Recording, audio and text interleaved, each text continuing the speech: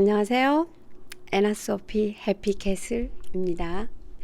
좀 더 행복하게 사는 법을 알게 되는 여러분의 해피캐슬입니다. 오늘의 주제는요, 샌프란시스코 다운타운 지역의 집값은 얼마인지, 그리고 샌프란시스코에서 집은 어떻게 구할까? 이거에 대해서 얘기해 볼까 해요. 관심 있으세요?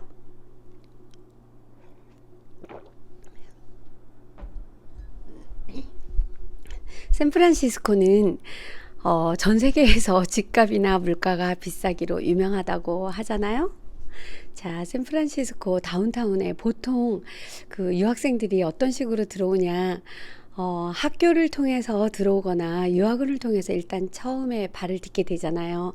그래서 한 학기 정도, 무슨 한 그 3개월 정도, 뭐 이런 식으로 지내다 보면 이제 그 사정을 알게 되잖아요. 그러니까 다운타운의 모든 그 상황을 알게 되다 보니까 자기네들이 학교에서 해준 것보다는 조금 더 자기가 살고 싶은 그 한창 때잖아요. 20대들 다들 초반이 거의 오거나 학교 마치고 오는 사람은 20대 한 중후반 이런 정도 보통 오시게 되면 자기의 독방도, 그러니까 혼자 쓰는 방도 가지고 싶고, 또는 자기의 그 공간이 좀 필요한데 일단은 학교 측에서 학교 기숙사로 들어가는 경우나, 또는 유학원에서 해주는 데들은 혼자보다는 좀 여럿이 쓰다 보니까 개인적인 그러한 그 자유가 좀 없잖아요.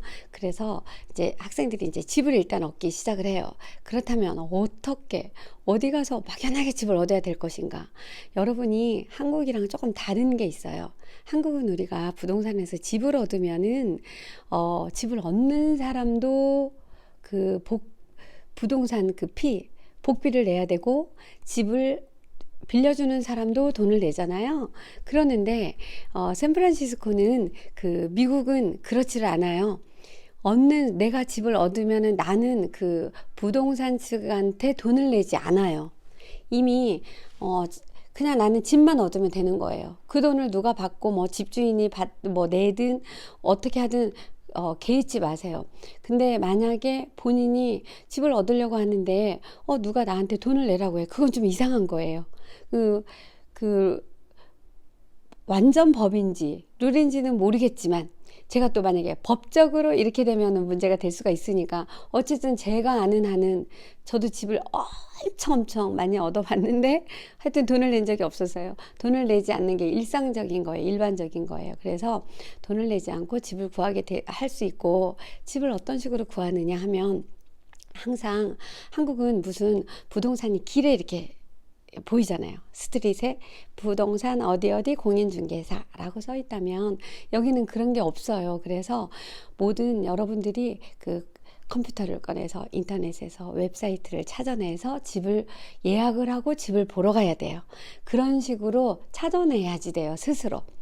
그리고 또 하나는, 발품을 팔게 된다면 자기가 살고 싶은 지역에 막 걸어 다니다 보면 어떠한 집 앞에 이렇게 써 있어요. 이렇게 막 쪽지 같은데 A4 용지 사이즈로 허접하지 않게 딱딱딱 룰에 맞춰서 어디 매니지먼트로 연락을 해주세요 하면은, 그걸 관리하는, 아파트든 그 주택이든 어떠한 곳을 관리하는 그 매니지먼트에 전화번호가 써 있어요.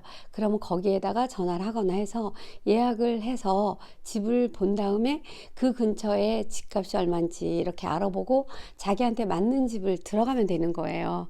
그런 식으로 얻기도 하고, 또 그럼 막연하게 집값이 얼마야 대체, 뭐 2,000불이야? 2,000불은 그냥 환율을 정확하게 따지면은 200만 원이 좀 넘지만, 그런 식으로 안 하고 그냥 대략 얘기를 한다면, 대략 2,000불 그러면 200만 원이다 그런다면 1,000불, 그러니까 2,000불도 있고 1,000불도 있고, 100만 원짜리 한 달에 200만 원짜리, 150만 원짜리, 뭐 90만 원짜리 다 있어요.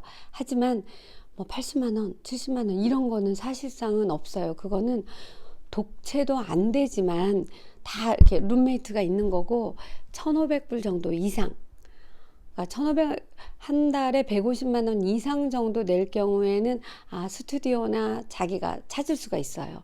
그래서 요즘에는 사실상은 다운타운에서는 1,500불짜리에 혼자서 그 독방을 쓰는 스튜디오도 찾기는 힘들고, 여러분들이 여기 지역 이름을 모르니까 어차피 와서 찾아봐야 되겠지만, 다운타운에는 스트릿 이름이 있거나 어느 지역, 막 오클랜드 지역, 그러니까 다운타운에서 좀 뭔가를 타고 가야 되겠죠. 우버를 타든 뭐 바트, 그러니까 지하철 같은 거를 타든 뭐 뭔가를 타고 가는 한 2, 30분 떨어진 지역에, 뭐 오클랜드 또는 선셋 이런 지역에는 조금 더 저렴한 것들이 있어요. 900불도 있고 1000불도 있고 1500불도 있고 그러는데, 이제 두 사람이 쓰느냐 한 사람이 쓰느냐 아니면 어떠한 공간을 쉐어하면서 내가 방 한 칸을 따로 쓰게 되느냐, 이거는 그때그때 달라요. 여러분들이 직접 오셔가지고 찾아보시면서 자기한테 맞는 집을 구하시면 될 것 같아요. 제가 여기에서 있으면서 가장 우리 그 학생들이 저한테 많이 물어보는 말들이어서 제가 너무 뻔한 얘기거나 쉬운 얘기이기도 한데, 의외로 지금은 또 신학기가 시작되다 보니까 새 학년들이 조금 들어와서 제가 도움이 될까 해서 한번 만들어 봤습니다. 여러분, 샌프란시스코에 오시는 여러분도 행복하게 사시고, 또 한국에 계신 이 채널을 보신 분 오늘 반드시 좋은 일이 있을 것이고 행복하게 사세요. 이상 애나소피 해피캐슬이었습니다.